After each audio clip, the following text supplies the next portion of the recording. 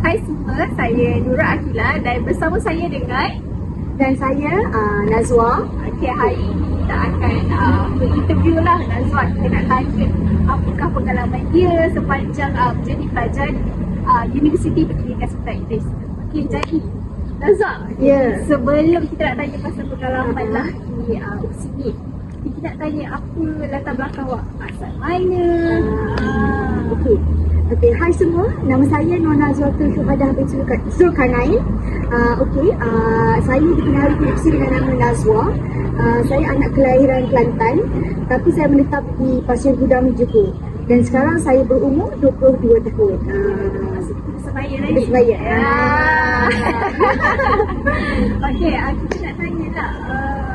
Sepanjang Nazwa menjadi pelajar di sini lah. Okay, saya apa yang saya perhatikan lah, Nazwa ni merupakan seorang pelajar yang sangat aktif ya di universiti. Dia boleh menjadi seorang pemimpin, boleh menjadi seorang radio announcer dan juga boleh mengacara. Baru-baru ni dia mengacara Super Usin tu. Betul, tahun 2023. Jadi saya lihat sendiri lah, sangat hebat ya. Okay. Kita nak tanya lah, macam mana Nazwa start mencuburi bidang-bidang radio announcer, pengacaraan dan juga kepemimpinan? Okey, bercakap mengenai bidang-bidang yang telah disebutkan sebentar tadi. Sebenarnya saya aktif semenjak saya di bangku sekolah lagi, sekolah rendah, kemudian sekolah menengah dan seterusnya belajar di UPSI lah. Dan untuk pengalaman-pengalaman daripada pimpinan, pengacara majlis dan radio announcer ni, antara pengalaman yang paling baru sekali adalah menjadi radio announcer. Sebab bila saya di bangku sekolah, saya aktif dalam bidang kepimpinan dan juga pengacara majlis lah. Macam mana boleh start berjinak-jinak ni? Sebab saya seorang yang tak boleh duduk diam. Sebab saya rasa macam masa saya tu perlu diisi. Kalau tak diisi tu saya rasa macam sia-sia je waktu tu. Kita nak belajar ni, kita kena ada pengalaman kan? Betul. Sebab bagi saya, sebab saya dah start fikir daripada zaman sekolah lagi lah. Bagi saya, dekat dunia luar ni kita akan bersaing dengan ramai lagi orang. Jadi apa yang kita nak build karakter diri kita tu, kita kena start dari zaman bangku sekolah. Macam tu. Jadi untuk kepimpinan, pengacara majlis dan radio announcer ni adalah saya rasa satu platform untuk saya bina saya punya karakter diri untuk lebih menonjol dari hari ke hari, dari masa ke masa macam tu. Sangat menarik ya penceritaannya. Okey, kita nak Nazwa boleh tak intro sikit dalam cara Nazwa bercakap dalam radio? Okey, untuk radio announcer ni saya start waktu saya semester 3, waktu bersemuka lah, maksudnya kita dah jumpa secara bersemuka. Saya cuba dengan cara waktu tu ada satu hebahan mencari radio announcer di KFS Live lah. Jadi KFS Live ni terletak di bangunan University Campus lama di bawah Fakulti Bahasa dan Komunikasi. Dan waktu tu saya di-interview di Tengku Ramah dan ada beberapa kriteria yang diperlukan sewaktu sesi pengurusan itu dijalankan. Dan macam mana saya start menjadi radio announcer sebab saya rasa disebabkan saya mengambil komunikasi pendidikan. Jadi bidang komunikasi ni bagi saya dia bukan hanya kita boleh bercakap depan general macam media, tetapi kita boleh mampu attract orang melalui kata-kata kita di mungkin laman sosial ke, bila kita bersimpah dengan orang kita, macam tu. Jadi daripada situ saya cuba jumpa lagi bakat saya, apa lagi bakat yang saya ada. Kita nampak lah Nazwa ni sangat berbakat ya. Dia pengacara, radio announcer, boleh jadi pemimpin. Jangan main-main, bukan cara-cara orang ni. Okey, kita nak minta lah Nazwa minta demo sikit. Nazwa menjadi radio announcer yang risau. Demo sikit. Hai semua lagi. Okey, biasa saya akan, saya cuba. Biasa saya menjadi radio announcer ni setiap hari Selasa. Sebab itu sahaja waktu yang saya free. Dan kami para penyampai radio di KFS ni, kita orang ada jadual kita orang yang mana kita tak boleh ganggu waktu jadual pembelajaran. Jadi kita kena ambil waktu kita orang free. Jadi saya memilih hari Selasa sebab hari Selasa memang jadual saya kosong. Dan bila saya on air lah, kita panggil on air dekat radio ni, biasa saya akan ada dengan geng saya Triple Now.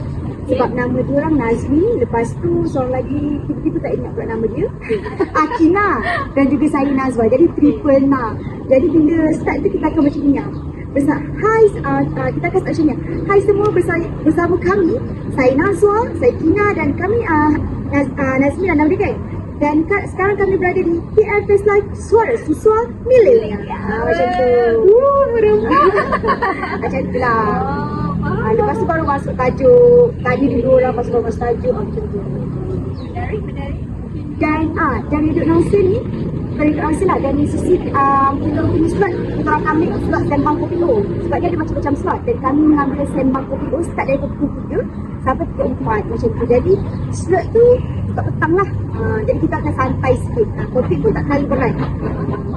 Antara topik-topik dia, Antara topik-topik ni biasa pasal macam mana menjadi seorang student yang terbuka ataupun makan apa hari ni, minum apa, di hutan halaman kampung kita dekat ni je lah. Dan platform yang kami gunakan adalah Facebook, secara langsung di Facebook dan juga di TikTok.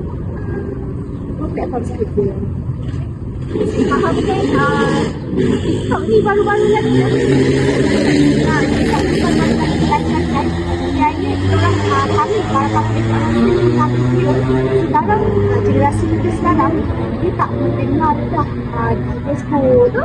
Dia bergerak aktif di TikTok dan daripada TikTok tu kami boleh jana pendapatan macam tu. Menarik. Oh, baru saya tahu sekarang. Okay, faham.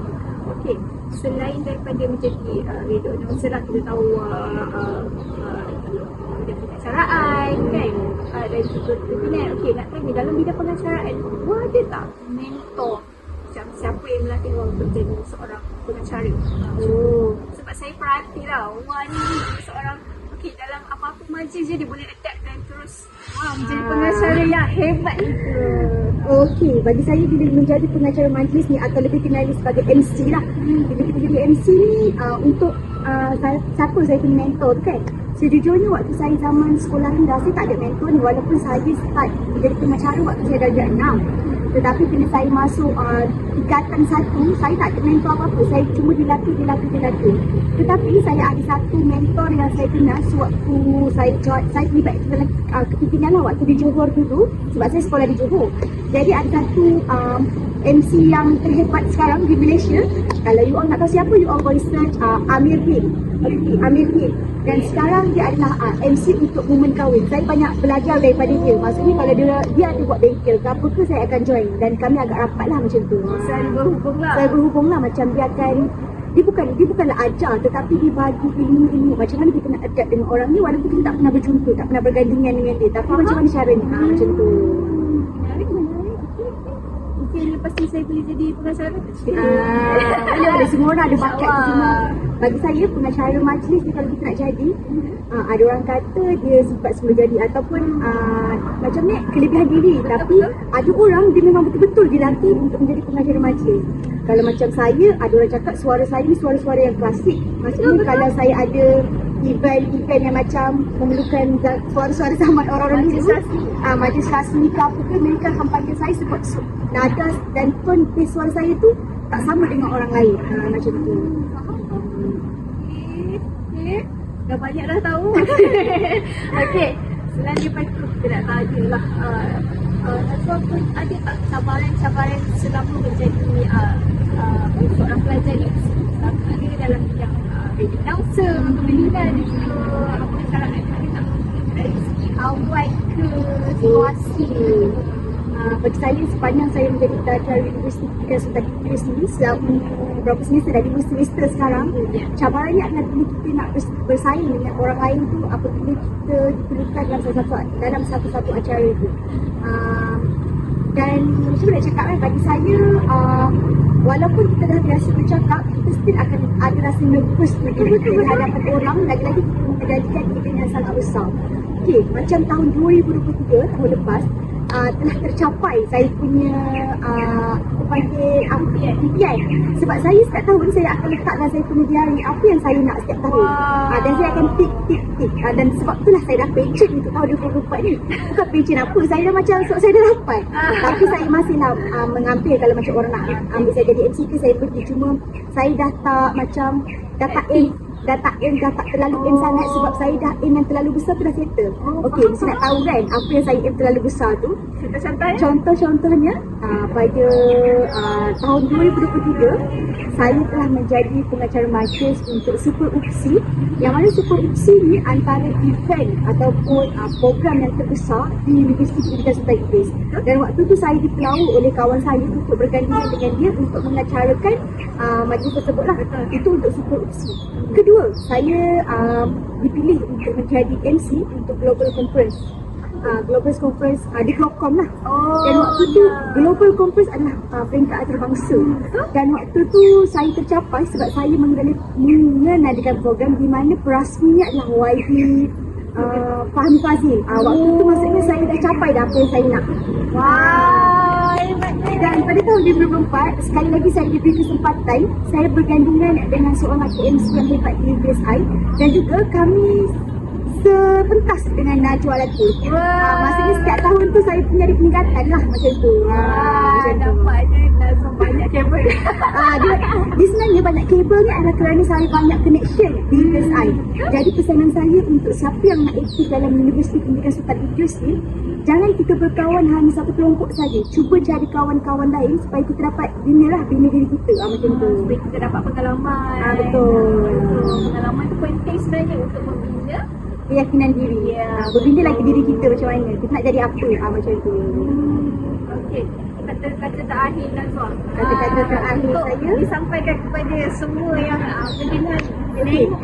Kata-kata terakhir saya adalah bila kita menjadi pelajar universiti, itu bukan lagi mindset kita adalah pelajar sekolah. Jadi bila kita dekat universiti, kena cari sebanyak mungkin connection yang ada. Kita kena cari lagi, kita kena macam kita nak, maksud saya adalah kita kena build diri kita daripada sekarang. Sebab bila kita keluar nanti, bila kita nak LI, kita kan bukan lagi belajar, tapi kami adalah data industri. Kita akan berdaya saing dengan ramai lagi orang yang kat luar yang ambil kita punya kos yang sama. Macam saya ambil kos komunikasi. Dekat UiTM pun ditawarkan meskom. Jadi saya kena cari apa uniknya saya untuk saya ditempatkan di satu tempat tu. Maksudnya kena start daripada zaman sem satu lagi dah kena cari. Macam tu. Jadi jangan, okey. Dan satu lagi, jangan pernah rasa malu. Sebab bila kita malu, kita tak akan dapat achieve apa yang kita nak. Maksudnya, kalaulah kita hanya di tempat satu perempuan je, kita panggil macam ni, orang kata zone selesa. Katak di bawah tempurung, kita berada di zone selesa sahaja, kita tak akan ke mana. Maksudnya, kita punya universiti tu akan jadi sia-sia je lah. Jadi, itulah nasihat saya. Kita jadi pelajar universiti, cuba je apa-apa. Mungkin itu yang terbaik untuk kita lah, macam tu. Mungkin lepas ni saya kena mencuba. Boleh, kena mencuba. Mencuba. Jangan malu nak jadi dok rasa ke, nak jadi pengacara majlis ke, nak mencuburi bidang kepimpinan ke, semua tu kita kena cuba. Sebab benda tu orang tak kena datang kat kita macam boleh jadi tak, kita yang kena tonjolkan bakat kita. Macam tu. Kalau kita tak tonton, orang tak tahu. Kalau kita tak cakap, orang tak tahu. Jadi kita, macam mana kita nak bercakap tapi kita yang cakap. Maksudnya kita kena pergi dulu, macam contoh lah kan. Contoh ada event, kita ambil event kecil ni, event persatuan. Contohnya macam nak jadi pengacara majlis kan. Ada orang tanya, siapa boleh jadi pengacara majlis? Kita jangan cakap, saya nak volunteer. Daripada situ orang akan nampak kita. Macam tu lah. Nampak je lah, kita boleh tampak keyakinan. Tambah keyakinan. Kalau ada rasa malu, kalau ada rasa malu, kita takkan kuat. Betul. Okey, itu saja untuk hari ini. Saya nak ucapkan terima kasih kepada Nazwa yang ada sudi untuk ditemukan. Okey, kita akhiri dengan Assalamualaikum warahmatullahi wabarakatuh. Bye, jumpa lagi.